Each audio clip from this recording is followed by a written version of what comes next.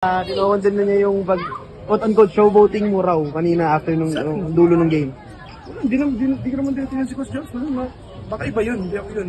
Di ba siya nga, ikaw Siguro yung ano lang, yung baka yung showboating, gano'n, antics. Baka yun yung kinarap ko. Patanong-tanong sa mga nawal. Tinira ako ng Sotos eh. Ginagawa ko minsan. Ano na ang ginagawa ko sana eh. Sa patapos na yung laro ito. Siyempre, tumatalon ako, masaya ako, panalo kami eh. Diba? Hindi naman showboating yun. Pero di ko naman sa tinignan or wala ko yan. Hindi ko nga alam yun eh. Hindi ko alam yun. Kasi ang alam ko si Christos yung kakabay nila eh. Hindi ako eh. So ako wala talaga ako lang, promise. Tsaka magkasama naman kayo ni Coach Jolas dati sa NX katulad sa atin. Coach Jolas, kilala ko naman yun. Kilala naman niya ako eh.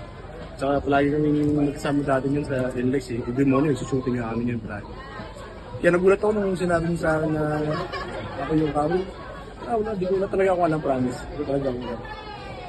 Jericho, the series, grabe yung emotions, intensity ng ano, hindi say na mas ginaganahan ka, mas lumalabas yung laro mo pagka ganito ka lakas at stake.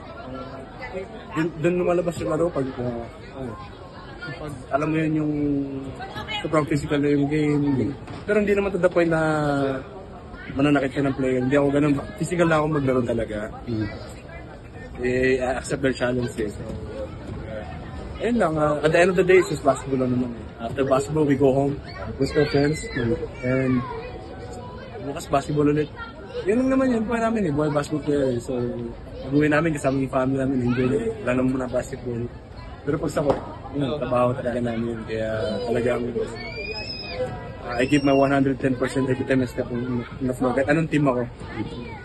Yun ang maasahan sa akin ng atin na mga kasama. Pero hopefully, ilang years na lang. Ulit quiz na. Hindi natin alam eh. Gusto ko na rin magpahinga.